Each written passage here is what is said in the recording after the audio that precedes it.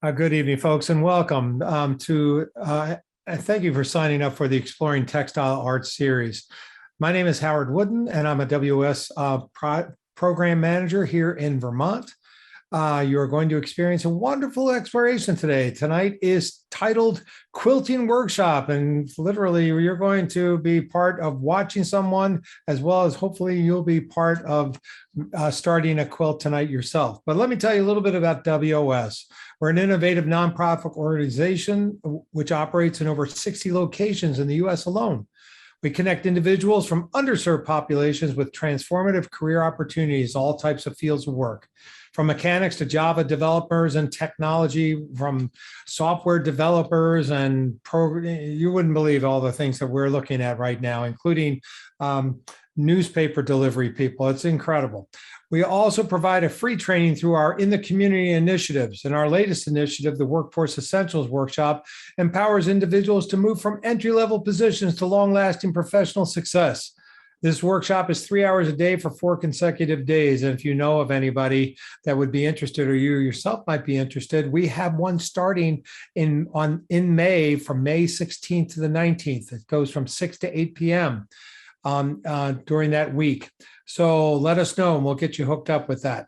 And also, I want to remind you that we have another series coming up starting on May 11th. This is going to be a visual art series with one of our great presenters, Helen Lee, and that's going to be starting May 11th. And that'll be on Wednesdays from 5 to 6 instead of 6 to 7. So this is the third of our 3 1-hour sessions I'm sad that this is the last one, but I'm also very excited to see what happens tonight. At the end, we're going to ask you to give us a little feedback with a little survey. We'll also put the email of where if you want to get a little more information or a little more technical expertise, or you just want a little feedback on your project tonight, we'll make sure that email and the website where you can seek that is up there tonight. We don't have a regular handout, but because we know you're involved in some stuff. We'd love your participation. And if Laura or Michelle ask for questions, please, we'll open it up for questions at the end and discussion as well. As I say, we're videotaping this to be later put on to our YouTube channel. Let me introduce our 2 great presenters tonight. Michelle Bishop is the founder and executive director of Harlem Needle Arts, an arts and cultural organization at the forefront of revolutionizing, preserving, and expanding the narrative of fiber, textile design, and needle arts in the African diaspora. I know I'm pronouncing that wrong. Through exhibitions, education, technical support, economic development, and other tools, Harlem Needle Arts creates platforms for the inclusion of the art forms on the stages of museums, galleries, and publications. Michelle holds a BBA in Management Information Systems from Pace University and a certificate in Community E-Institute from Cornell University. Let me go on to Laura. Wave a little bit there, Laura.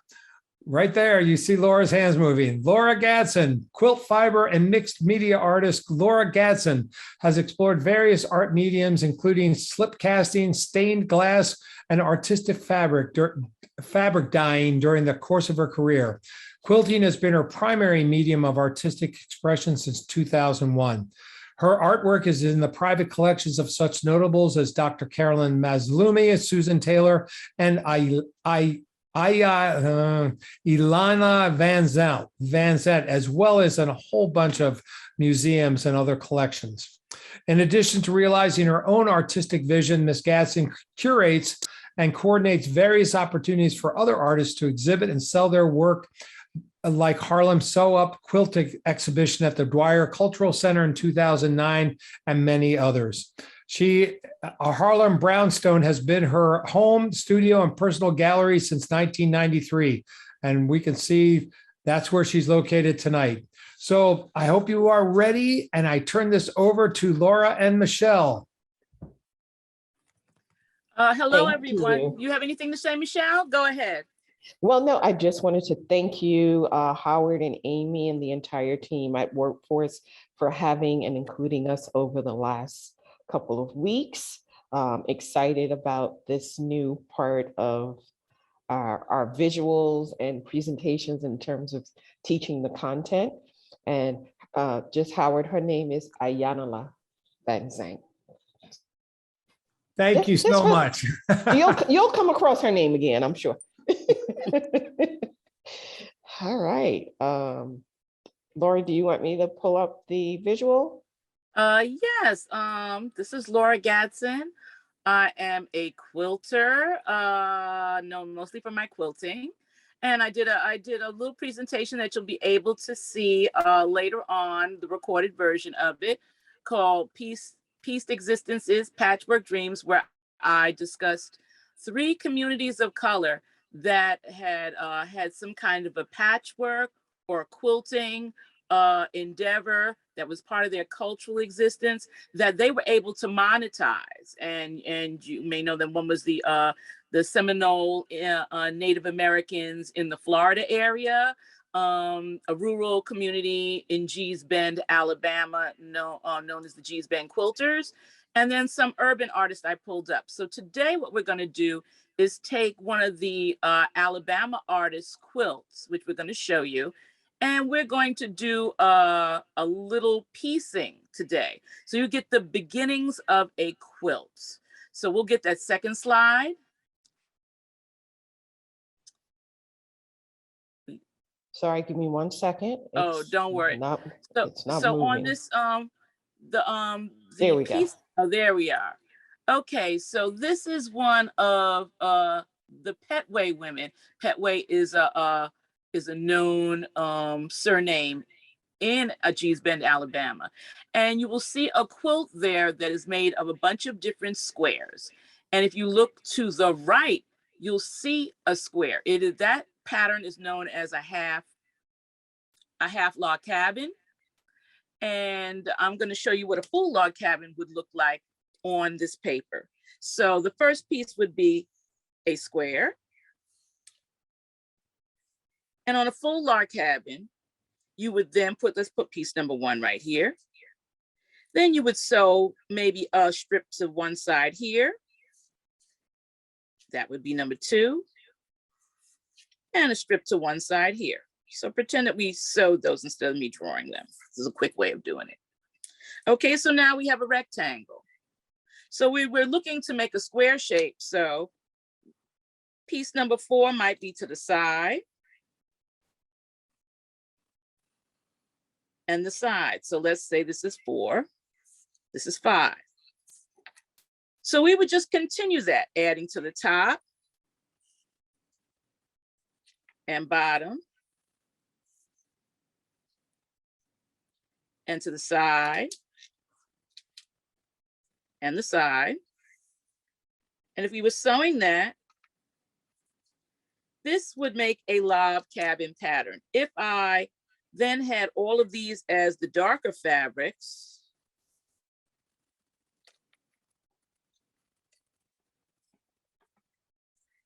and kept these lighter, I'd be able to make a particular kind of design.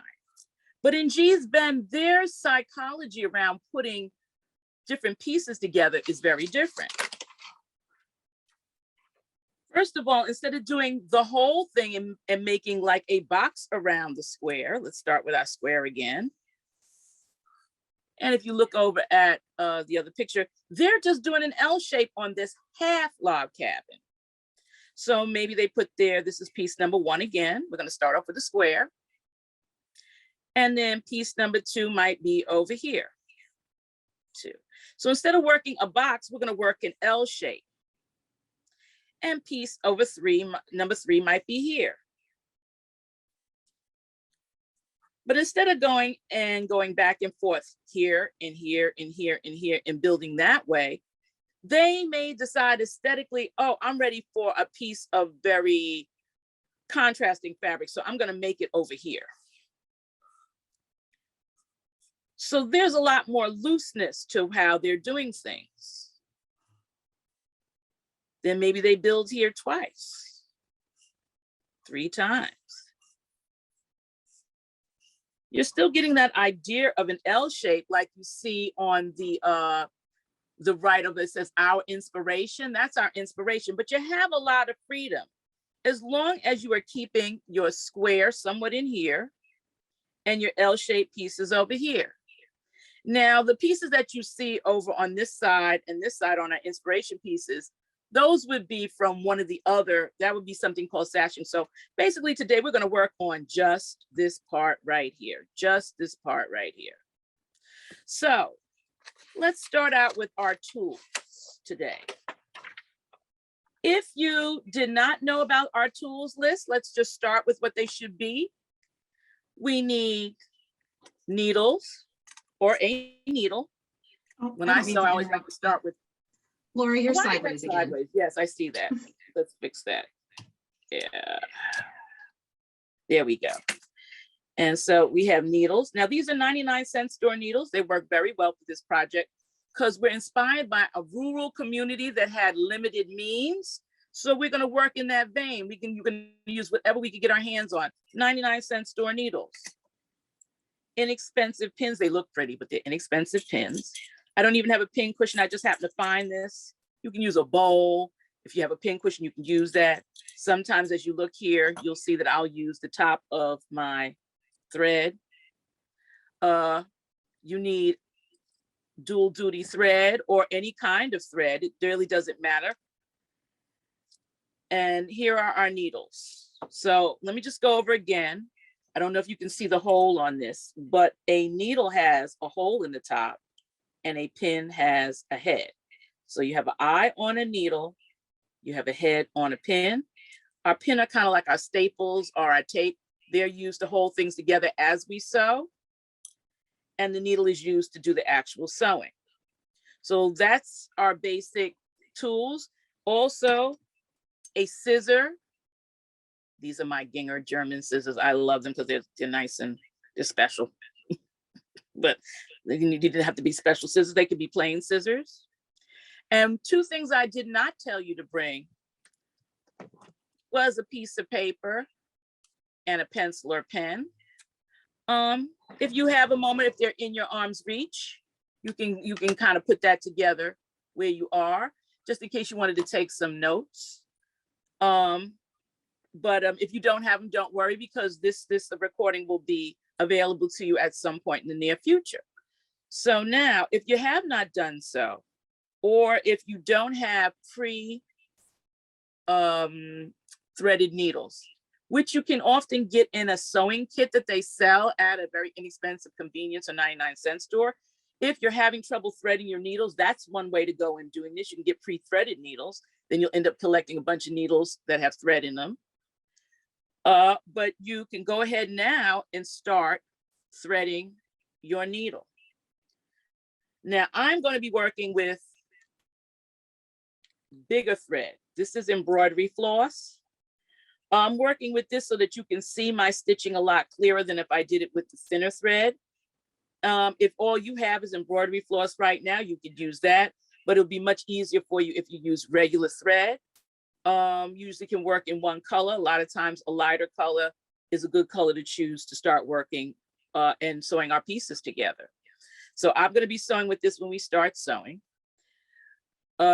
With this technique, you really just relax. There's not a lot of wrong or right in this.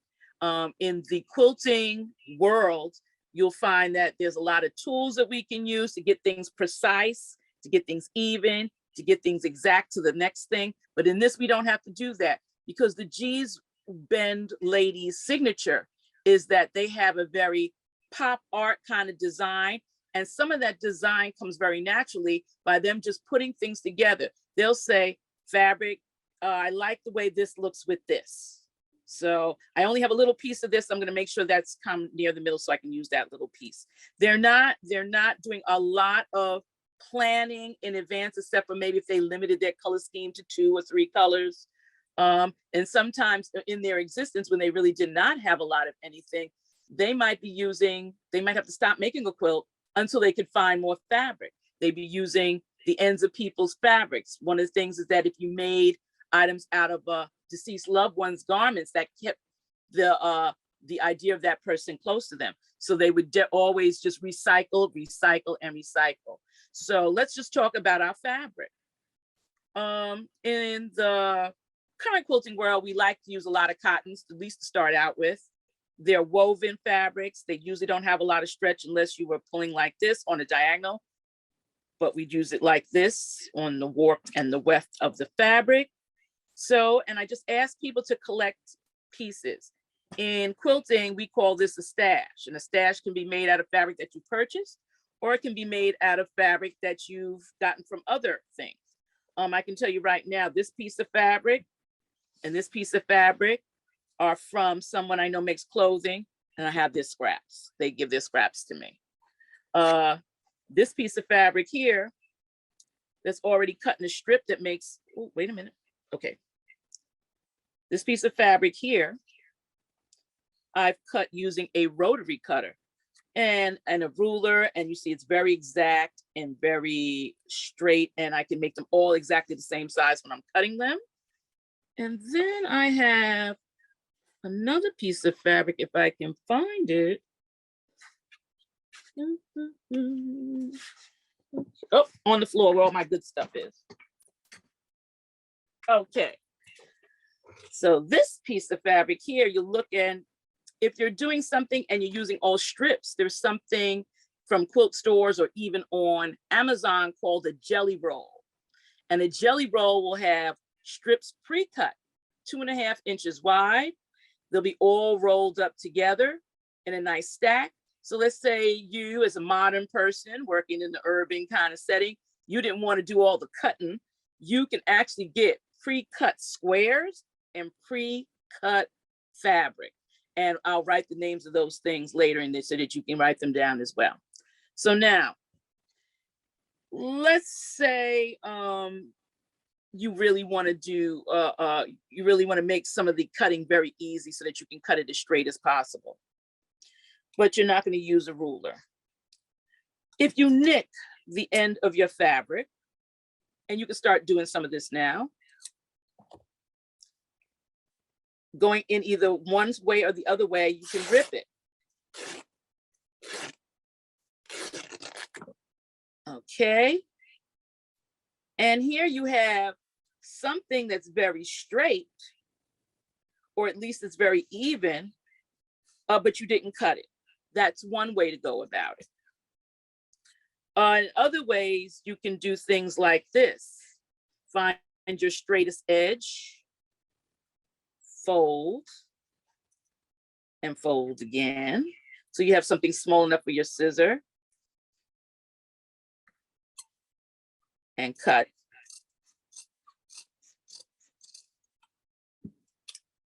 And then you get something a little straight. It's a little wavy, but don't worry about it because this is the no fuss, easy peasy. You know, nothing like the quilt police watching you to say you didn't do it just this size, you didn't make it just this right. It's very easy, very natural. So I want everyone to take one piece of fabric that they want to be your number one piece of fabric and cut a square. And if we say, how big should that square be? Make it about the size of your hand. The palm of your hand is about a square. Make it about the size of your hand. And if you look at this piece here, you see it's not a perfect square.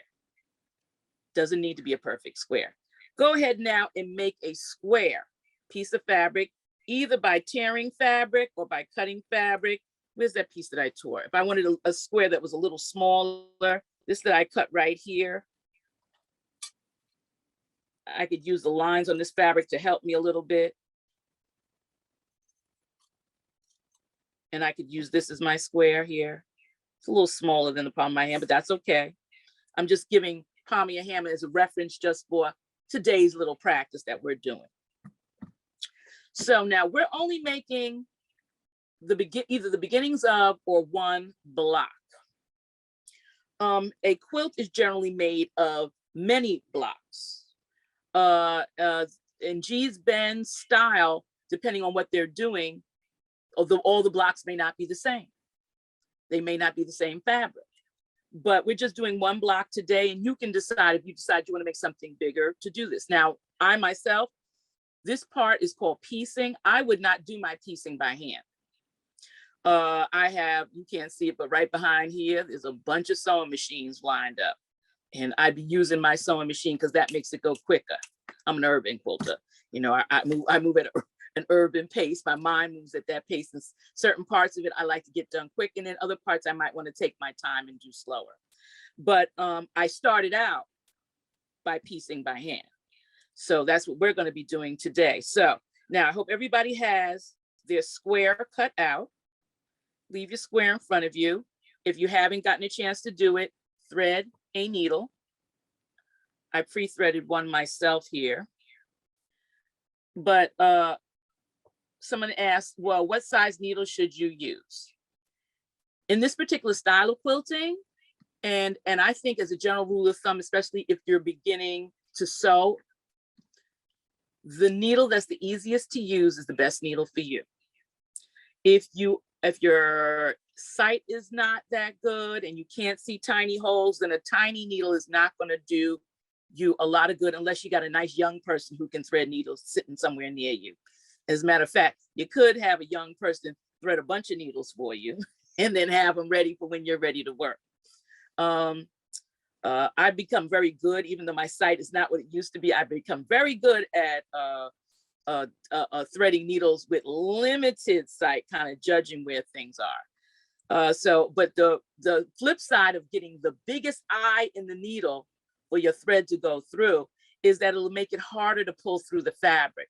Because just like anything else, something thin goes through something else a lot easier. If it is a thick thing, like this needle I'm going to be using today, this one is a little thicker, it's going to slow me down just a bit, depending on how tight that cotton fabric has been put together. So now I said, you know, preference is cotton fabric, especially for your first stuff, your beginning stuff, but there's anything. I mean, I did not think of using denim because denim is a thicker fabric, but denim being a thicker fabric also has a wider weave to it. So let's say we're going to start now and we're going to sew something on this side right here I'm saying I'm right-handed. Does not have to be if you want to start top, bottom side, doesn't matter. We're just going to continue that L-shaped vibe. So let's make a strip of fabric. I think I'm going to tear something from here. As a matter of fact, I'm going to make this a little smaller. And about here, I need about this much fabric. So I'm putting it up here so I can get a basic size. And then I'm cutting it. So now, general rule of thumb for fabric is there's a right side and a wrong side. But sometimes, let's say this pattern on this side is a little lighter. Well, no, this one doesn't work. It's a little lighter. So if I wanted to use the lighter one, I could use this as my right side. But you have two different sides. And you usually always sew on the wrong side. So now if I want to put these two pieces together like this, and this is a very good way of starting, saying, okay, I want this and this to join, put them next to each other, then put one on top of the other. If you want to line these up, that's a good start. And perhaps like mine here, it's not quite straight. You would line them up.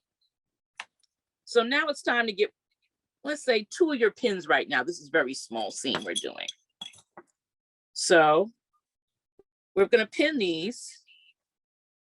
I'm going to put my heads this way because that way, as I'm sewing this way, my hand won't get into the needle. So, and the way you put a pin in is to go down through the fabric, come back up through the fabric. Okay, let me do that again. Down through the fabric and up through the fabric. And if you don't have pins, don't worry about it because this probably is not going to move too much. Now I'm going to draw a line so that you can see. There's something called your seam and your seam allowance. Your seam is where you're going to sew. And your seam allowance is the edge of the fabric to your seam.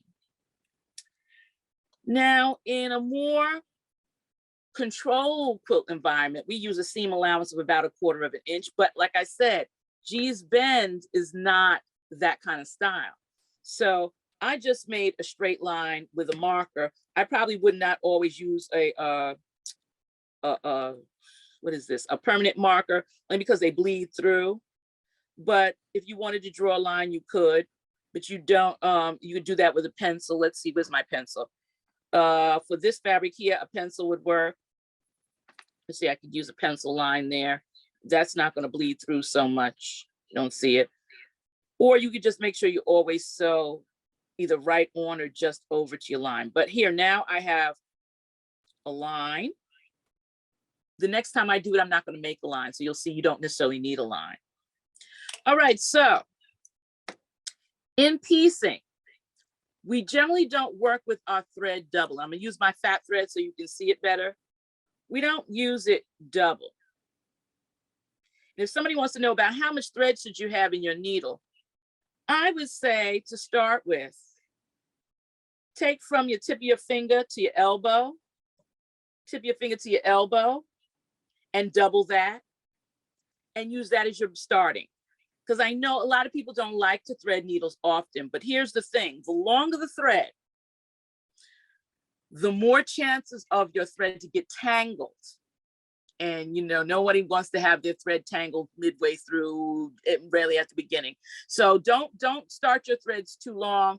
I was listening to somebody that said that's the lazy girl's way of doing things. So about this much. You see, mine is a lot longer than that. I'll cut mine a little bit shorter. Okay, and then you're gonna make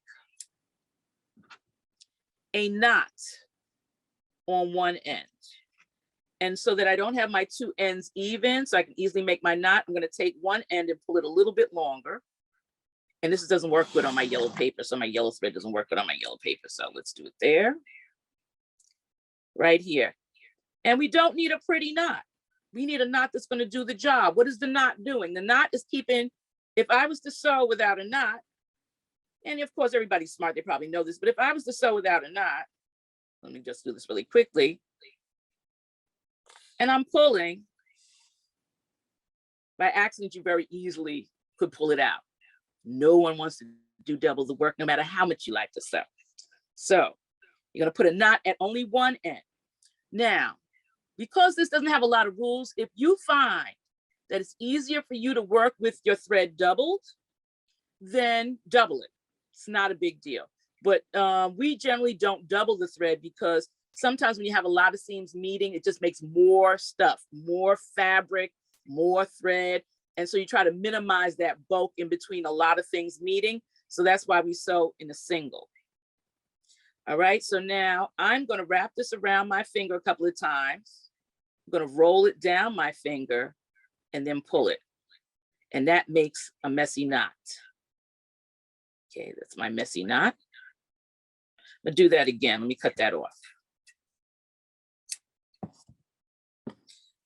I'm gonna take my index finger. I'm gonna put like 1, 2, 3 times. And then I'm gonna take and roll the whole thing. So it all rolls together down. So now it's kind of all mixed up. And I'm gonna take and pull it down. And you'll see it's a whole lot of stuff going on here, but it makes a knot that'll work and it won't be as big and bulky with your thin thread. Remember, I'm working with this big fat thread so that you all can see what I'm doing. I almost want to get a darker piece of thread right now. We'll keep it moving here. All right, so I'm waiting for folks to catch up. You have your needle threaded. I'm working single thread. That's where I get double the fun out of my thread, my threading of that needle. And you have a knot at the end. Always remember to put a knot at the end. All right, so we're gonna start from the bottom and we're gonna sew straight across here. So we're gonna do something called rocking the needle. But first, let me just go through what the mantra I like to tell people about this stitch we're gonna do. This stitch is the most basic stitch. It's called the running stitch. So when you think of running, you don't think of going front, back, front, back, front, back. You think of going basically 1 foot, 1 foot, 1 foot, going, moving in the direction that you're going. And that's what the running stitch does. A lot of people remember, if they've sewn it all, they might remember the back stitch. And the back stitch is a stronger stitch, but for this, we only need a running stitch. So you're gonna go down through your fabric, then up. I don't want you to just go down and pull and up and pull. I want you to go down and up. So almost like you were putting in your pin, grab your needle and pull.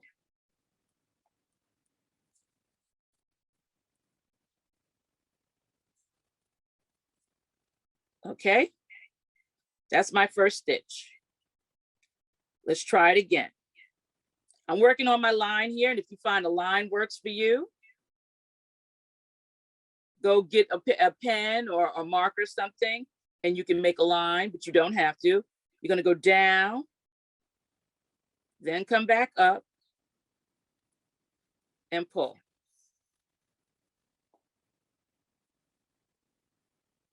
Ooh, here we go.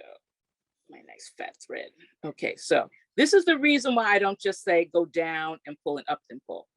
Because sometimes you're not paying attention and you'll do something like this and come up from the bottom.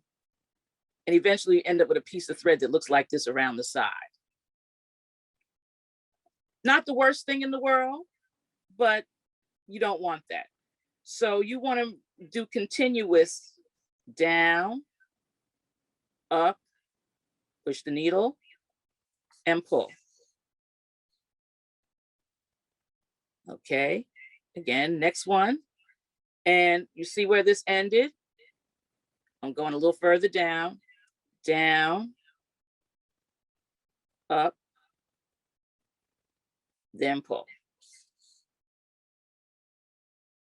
Okay, so you're going to do that all the way till you get to the other side, and then you will have created your first seam.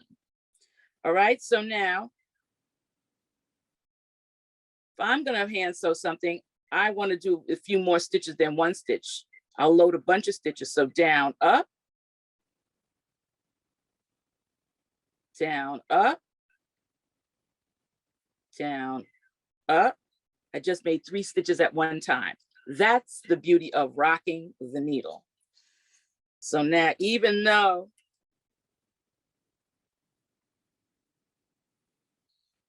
so it's the same down, up, but I just did it 3 times.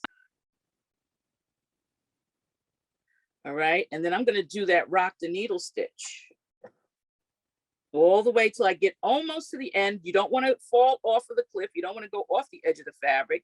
You're going to stop right before the fabric.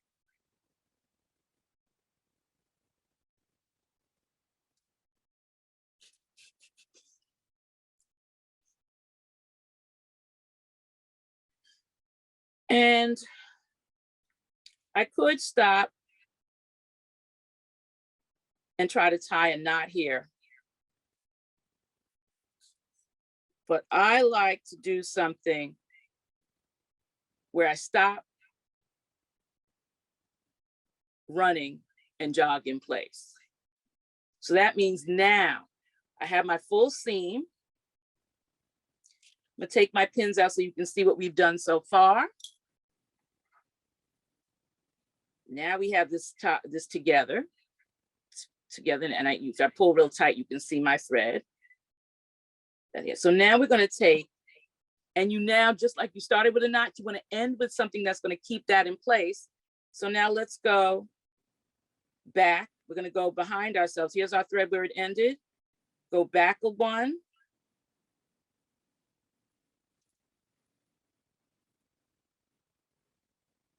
And come up.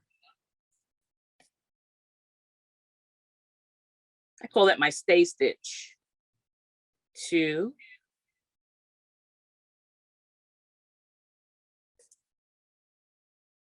And they're kind of going right on top of each other. I like to do it 3 times because after you've done all that nice work, you don't want it to come out. So now you have something holding your stitches in at the bottom, something you're holding your stitches in at the top. And now you can cut this pretty close to your work. Now you have your first piece put on. And because I didn't ask you to get any iron and stuff, because that's too many things that we need to do in making this simple and inexpensive, you take either your finger or your nail and finger press it. almost like you were folding a piece of paper. And that's your first piece. So remember, we're going to continually be sewing on this edge. We're going to leave this square at the corner. So now let's do this edge over here. Let's get another strip of fabric. I think I'm going to make this one a thin strip. So let's see. Let's see if I can cut this one fairly straight. We'll try new things.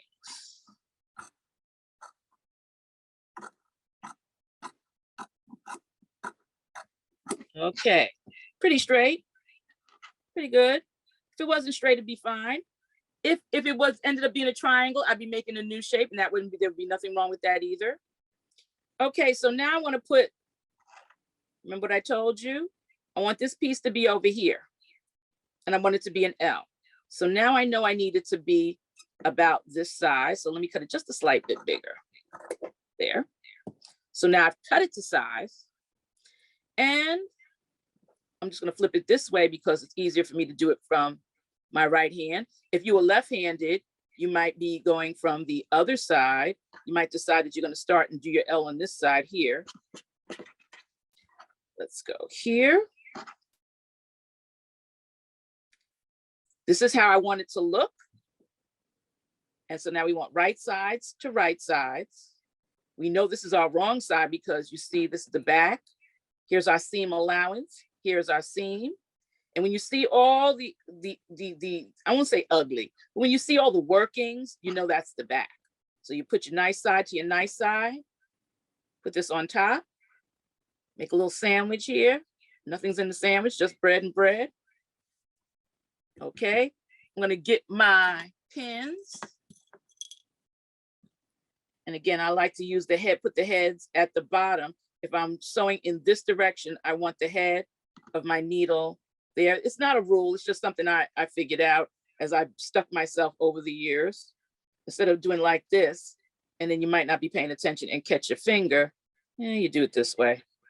You still can stick yourself, but you won't graze yourself. You won't, scrape against it. So there's my other piece. So now this one I'm not gonna sew, I'm not gonna make a line.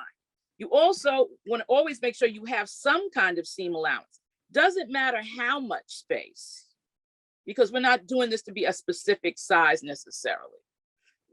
But you do want to have some space. You don't want to sew very close to the edge. So 1/4 inch would be about, let's see, this is about a 1/2 inch. So 1/4 inch would be half of this. So it'd be about here. Let's say a little bit more than that. So I'm going to go about here.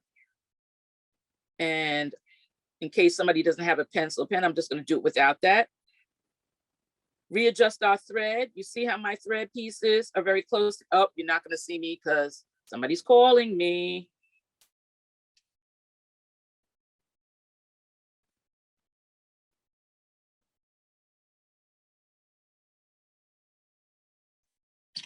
Okay, let's just get that back. Okay. So now you see how this thread, my thread is now kind of catching up to each other. So I'm still going to use this. I'm still doing one thread.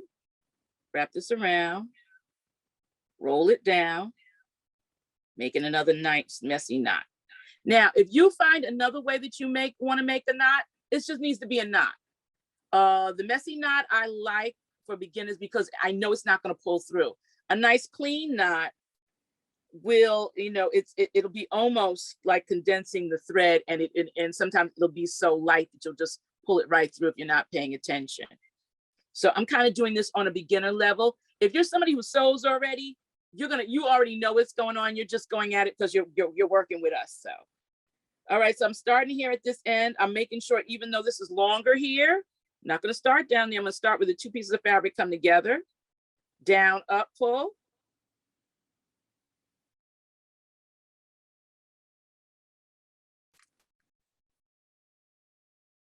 Okay, and that's what I told you. Remember I said the bigger the needle, the harder it is to pull it through the fabric. You're going to see me not struggling, but working a little hard because this is a bigger needle for the bigger thread. And also I realized this is not the right needle either. This has a blunt edge on it. So that's interesting. I can't remember if this is more of a needle point needle. That's okay.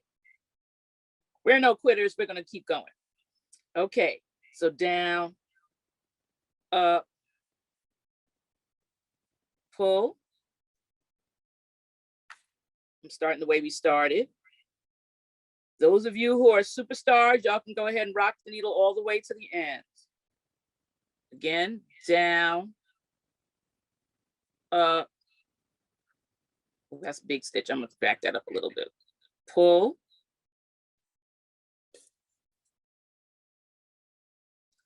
Okay. And now I'm going to work my straight line all the way to the end. And you're going to find you're going to go over some of these stacks of fabric. You might have to pull a little bit harder to get it over that, but you can do it. Okay, I got 3 stitches on here.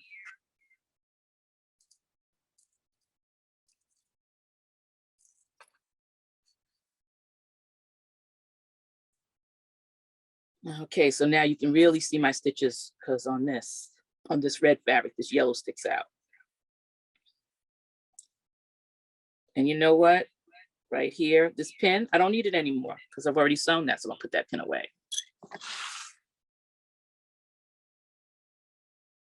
All right, continue to the end.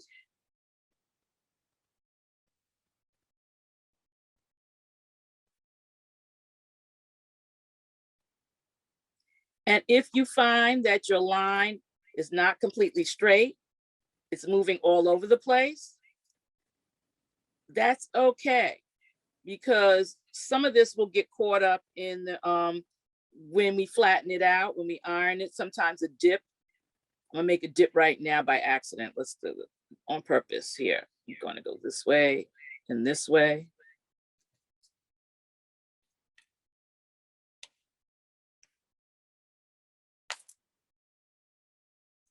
Okay, and I'll show you later how that works out. Okay, let's see what a few people have asked. A few people have asked me about the scissors Laura's using. Oh, okay, let me get to the end. Let me get to the end of this row and I'm gonna tell you about these scissors real quick. I one of the best. I'm sorry, I included the link, the gingham link.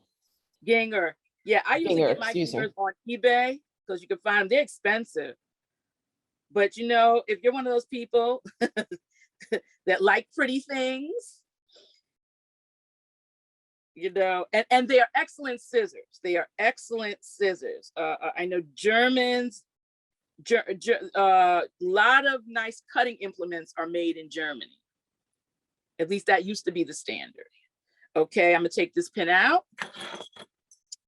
I'm gonna go and do my back stitch 3 times. Unfortunately, there's not a way to do this like 1, 2, 3, and then pull once for this. You got to kind of do it one at a time.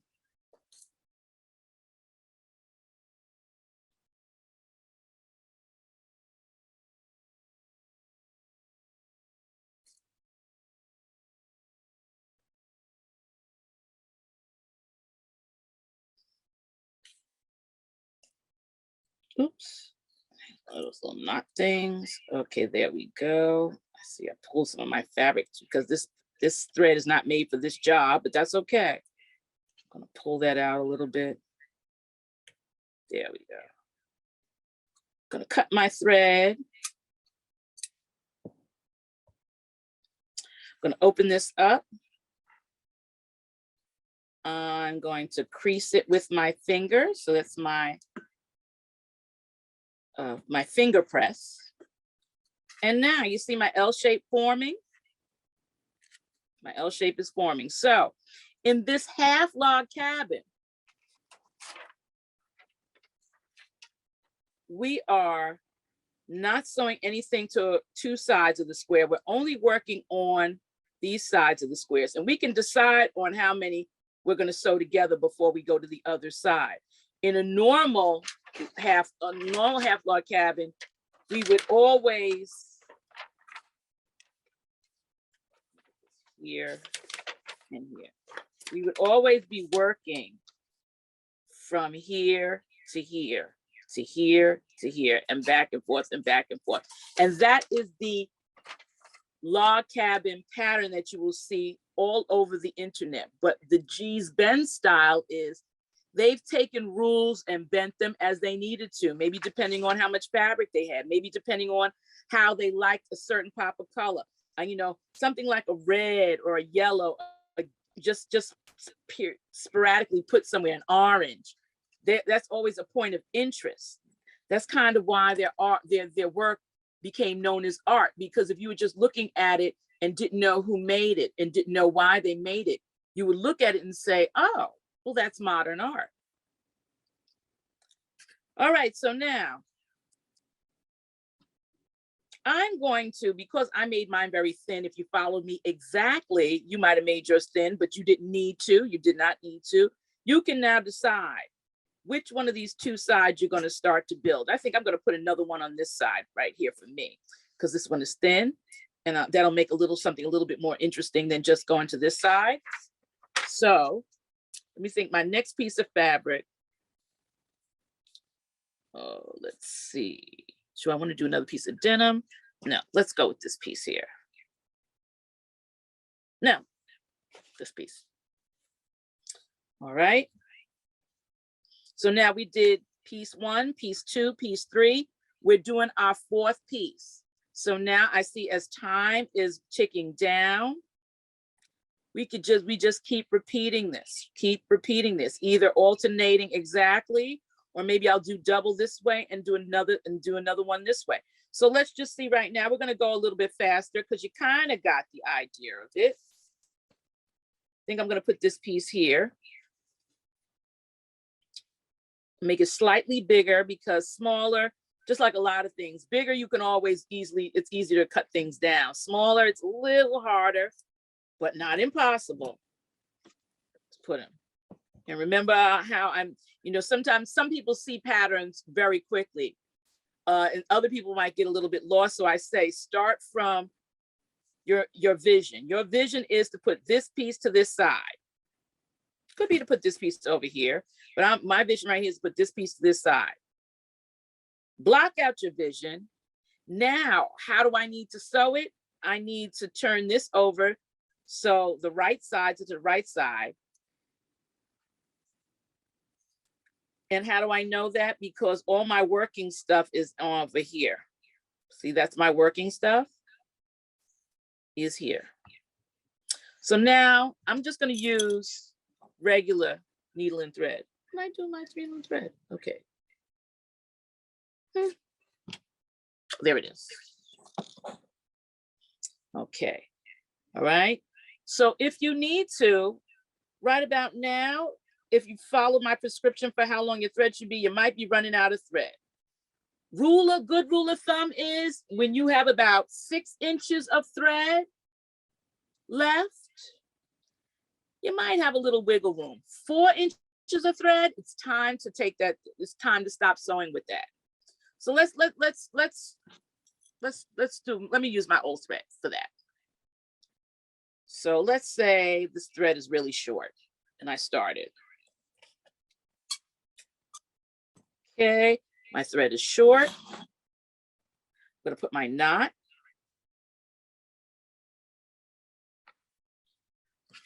I'm gonna start sewing.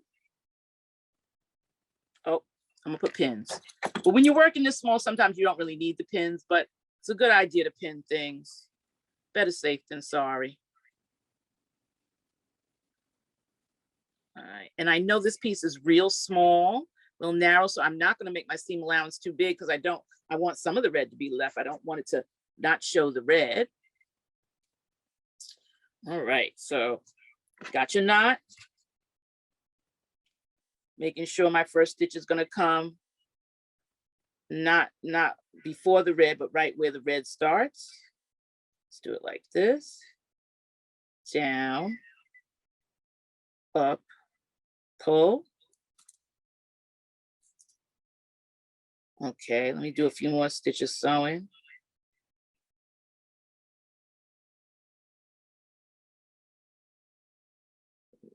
It's this blunt needle. Makes you work a little harder. There. Okay, let's say, okay, now this thread is getting real short. I mean, I could, but just for the sake of the lesson, all right, I don't have enough thread. Before you're at the very end of the thread, because it's very hard to do things when there's just eensy bit of thread left. I'm gonna end my thread right here.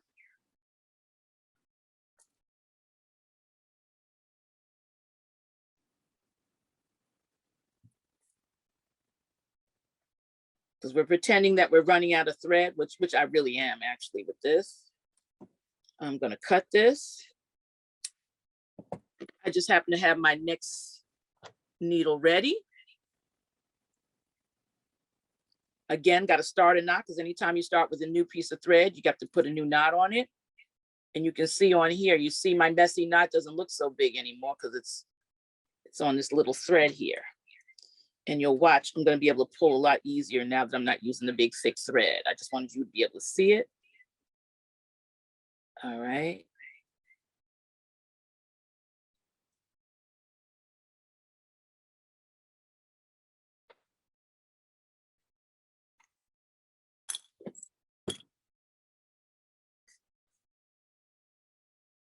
All right. And also be careful of your tension. With these stitches, and my stitches are really big right now, but these stitches, you can easily start to pull too much. You always want to make sure that you're not pulling too tightly so that everything lies as flat as possible. And if you've noticed that your stitches are very tight, you just work on it. If you notice, like me, your stitches are very wide, the smaller your stitches, the more secure your sewing is. If you think of garments that you've gotten from the store, they're sewn by machine, the stitches are very tight and close together. It makes a more sound seam. I collect, right now I'm not doing it, but I collect vintage quilt tops.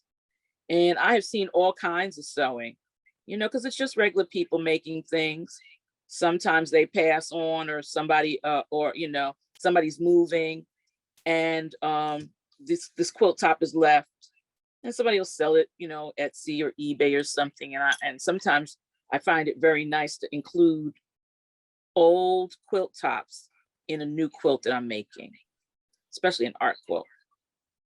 Laura, can you move your hands up? Oh, I see that. Yes, I'm trying to do that. You know what it is? It's all eyes and these glasses and these bifocals. All right, I'm trying to, I'm sorry. I've been mindful, but not mindful that that's the case. Okay, I'm lucky. This was long. I'm stopping here. So one of the things in this particular style, because you're not working with saying, I'm doing this many greens, I'm doing green after blue each time, you want to always stop in between each piece and see how you feel about what the next piece should be. So now I'm finger pressing. Oh, I like that red right there. Look how nice that red looks right there. So for me, I'm ready to go on this side now. I'm ready to put something on this side, and I'm looking at it. But let me tell you something. If you made a mistake and forgot all about the fact that we're making an L shape, remember that piece that I showed you is our inspiration. Just because you're inspired by something doesn't mean you do it exactly that way. If you made a mistake, or, you know, inadvertently put another piece somewhere, it doesn't matter. We're just putting pieces together, and we're using straight pieces because straight pieces or semi-straight pieces are easier to work with. But I could easily put a triangle in here. I just have to figure out what to do on the next part of that triangle. So we don't want to make everything a little too hard for folks. So I think that I'm going to go with this piece next. And let's see what kind of time we have. Okay, I'm gonna put one more piece on, and then I think we're gonna stop and see if there are any questions. I'm just gonna go in here. I'll just talk through what I'm doing. I'm seeing this up together. Yes, I like the way that looks, knowing that I'm still probably going to go a little bit bigger because this is going to make a rectangle here. And I want it to be a square or square-ish. Put this over, make my sandwich. I think I'm going to put my edge on this here because I'm more mindful of starting correctly than I am for finishing correctly. So let me just, and I think I'm going to even cut this off a little bit down here. You see how this fabric is just extending really long? I'm going to cut that because sometimes when you get a little bit, what is it? Confident. I won't say overconfident, but you get a little confident. And then next thing you know, you haven't paid attention to something that you're supposed to do. So here and here, like for instance, I have lost my needle. It's probably down on the floor somewhere because that's where all my good stuff always ends up. So I'm gonna take a new piece of thread. How we doing on time, Michelle? We are at 6:57. So after you complete this particular piece, the piece you're adding, then we can open up for questions. Actually, maybe we can open up for questions as you're working on that. Yeah, piece. we can open up for questions. Questions. If anyone has any questions, they can. Is it okay, Amy and Howard, that they unmute themselves and verbally share the question? Absolutely. Okay, great. Does anyone have any questions? Does anyone, if you're interested in showing us what you've done so far, you can put your camera on. Everybody's good? I'm a good teacher? The best, the best. I see Miss Gail Mitchell, you were here last week. You've been here each week, right? Yes, I am really enjoying this, ladies. I haven't sewn along. I have my strips out in the other room, and I wanted to see you work. I didn't want to spoil anything, so I'm just a visual watcher tonight, and I really am glad that I tuned into WOS. Yes, right. Yes, this is very, very good. I'm really enjoying it. Great. So Great.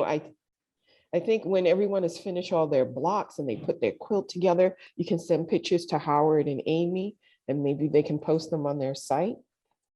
Love to see So, those. Love to yes. see them. Thank you, Gail, for that. That was a great comment. Loved it. Thank you so much. I'm glad you're enjoying it. I am. And we have Florin. I hope I'm saying that correct. It's such a lovely, relaxing instruction. Thank you. Yes, the art forms should be relaxing, calming, soothing. You may start, I'm sure, I know Laura can attest to this. You start something, a small project, and then the next thing you know, 4 hours have gone by, it's after midnight, and you're still working, particularly when you're doing handwork. It's hypnotic. It's that mantra that keeps you going and going. Yeah, I love a good hand project. I love in different mediums as well. I don't tend to do my piecing by hand anymore, and I have not done my quilting by hand in a long time either.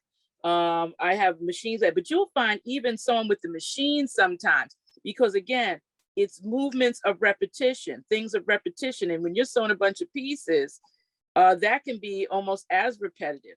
But when you're doing this hands-on stuff, whether you got an audio book playing in the background, music playing in the background, nothing at all. I like to tell people I'm listening to the voices in my head sometimes because my house will be very quiet and I'll just be doing something. But let's just talk about some of the things that you can make with this. You don't have to, just because you're patching doesn't mean that you have to make a quilt. You can keep doing this and use it as a pillow, the beginning of the pillow. I know if everybody is familiar with the University of YouTube, somebody has how to make a pillow, Sorry. you know, and then you would just use this as the front of your pillow. You can use this as art. You could go to one of those art stores or craft stores, Michael's, Joann's. Go get yourself a canvas, a canvas that's smaller than, in a good amount smaller than your piece. And then you can then take this, stretch it over that canvas, and have your own pop art piece that you can hang on the wall now. You can make it into a mini quilt and then hang that on the wall. Now, for those of you who weren't last week, this is patchwork. This is piecework. This is not the quilting. If, let's say, let me finish this one piece. If I was to make this into a quilt, anything like a quilt, even if it's what they call a postcard quilt. My piece, see here, that's not bad. That's almost a square.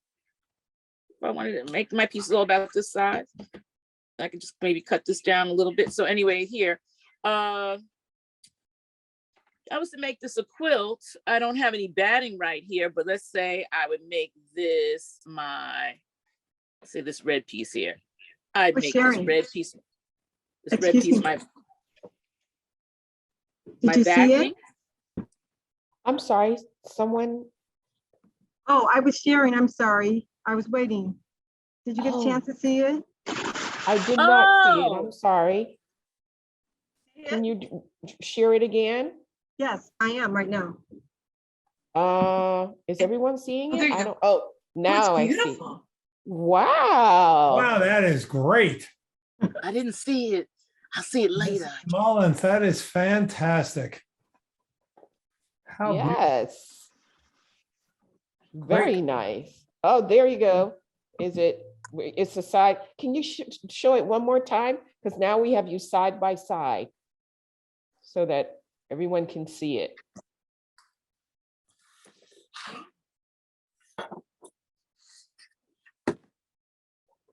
Miss Mullins? You had it there for a second. There you go. Very good. Excellent. I'm jealous. I can't wait to see all the masterpieces that come out of this. Sammy, you would like to share as well? Oh, I wasn't stitching along. I just did an applause for Mrs. Mullins. Oh, okay. Yeah, I was typing in the information on the jelly rolls if anyone was interested. I was just going to put it in as FYI. Yes. Thank you. And I'll also add Cultured Expressions in Rahway, New Jersey. They have great fabrics as well. They have jelly rolls. They have African prints. They have mud cloths, Kuba cloths. They have everything that you need for quilting. She even has pre-packaged 2-inch by 2-inch squares, I believe they are. She has strips that are already pre-cut. I'll pull up her information right now and put it in the chat. I think this was something that came out of Cultured Expressions, where you were the gray fabric. Yes. Yeah. But she'll have a bunch of what they call postage stamps, and I don't know if she still does the postage stamps, but she'd have different African prints. These all happen to just be in the oranges that I had. They're very nice. They're very nice resource, especially if you don't have a West African community near you. They let you. It's always nice when you can get the things from around the world here without having to travel. I know for some of you, this was just you already quilt, maybe, something I said is in your own teaching or something like that. I know that I will be going to a workshop with a couple of ladies from Gee's Bend in Alabama. I'll be doing that mid-month next month. I wish I had it before I was doing this, but I had a chance to meet those ladies, or maybe not those exact ladies, but some of those ladies when they got their stamp about over about a decade and a half ago, and now I'm going to take a class, And, again, it's not necessarily like a lot of the people here, not necessarily because they're doing anything brand new. It's just kind of to be in the room, be in fellowship with those ladies. Sometimes you hear somebody's story, but you like to hear the story exactly from the people. So I'm going to hang out with the G's Ben ladies for 2 days. But I have a sewing machine though. I'm bringing my sewing machine.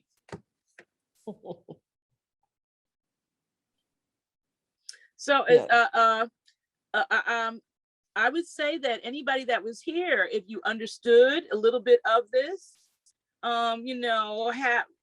this is all you get. You don't have to start a quilting group, but it's a nice thing if you wanted to introduce some young folks. One of the things that I've become to understand is that my age group, and maybe just a little bit under me, but I don't even think underneath me. We're the last generation that learned to sew at somebody's knee. We were introduced to certain ideas. Now, my mom didn't quilt, but she did sew. So we saw it happening. If they weren't teaching us, we saw it going on. In G's Bend, a lot of times those young people were underneath the quilting table because they quilt by hand, and they saw it, just like you would hear stories of centuries gone by, stories of young people underneath the quilting table. And so with everything, the world becoming much smaller in the digital age, mechanics of things, people having access to things that maybe didn't have access before, people are not sewing as much, which means that you're not finding that the younger generation is learning it the same way many of us were introduced to things by. So it makes me sad, but that is how time marches on. But if you want someone to know what experience what you've experienced, turn somebody on to it, and it doesn't have to be just young people. Part of a sewing circle, a quilting circle, is about camaraderie, some food, some drinks, some stories, and then sometimes the sewing gets pushed to the side. No wine, no. You don't have wine till the end of the sewing, because that'll make things go right. With some tea, some cookies, and some sewing. I can't tell you how exciting this is. This is amazing. It's like we're watching, the creation of something right in front of us. It's amazing. Oh, and this is simple, and let's say I stopped right here and I did ones this size over and over again. If I did that enough times, and there's no time limit on it, I could then sew those together. The same stitch, that running stitch. That same running stitches, you split the seam in your pants. You know how to do the running stitch. That back stitch that I showed you to end something with at the end, that's how you sew on a button. So, something that you're using as a hobby, or using to make something that seems insignificant, can actually be the beginning of knowing how to do something that could be important at some point.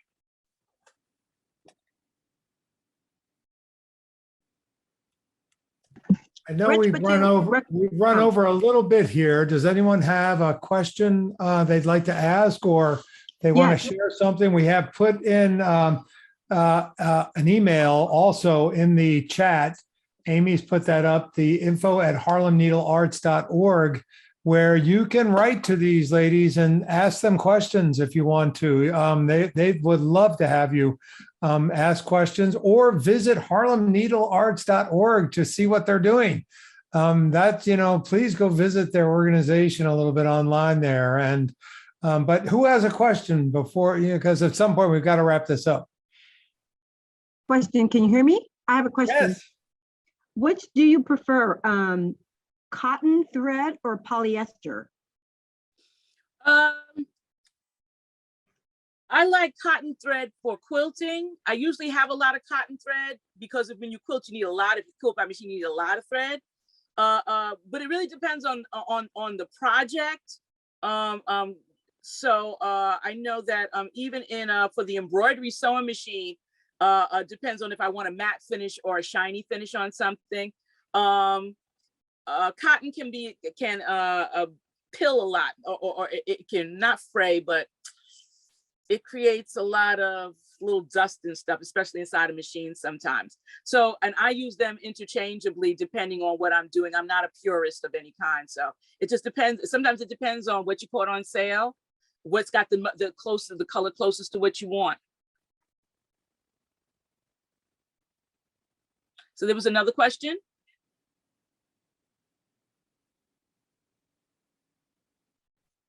I think that may be it. Okay. Might be. I want to thank both of you, both Laura and Michelle. This has been incredibly wonderful. I hope we can do something like this again. Would you be up for it, Laura? Would you be up for Oh, it, Michelle, yes. if we did something again? Because this has been an exciting thing. And I think I'd like to know more about it. And I think the people, we've had great turnout all 3 weeks, and I think this has been a wonderful experience. I do want to remind people, I've put in a link to the next series, which is an art series, a visual art series, where we're going to look at a lot of different types of visual arts in May and June. Please, come to that. Again, it's exciting. We get a chance to talk amongst you. It's going to be great. And again, thank you, Michelle. Thank you, Laura. And I hope we get to do this again soon. And thank you, everybody, for coming each week. It's been fantastic. Thank you all so much. And Yes, thank you. Betty Lee Craft, for connecting us. Oh, No wow. kidding. No kidding. Yes. Thank Maybe you. we can bring her in next time. So Yes, yeah, definitely. love it.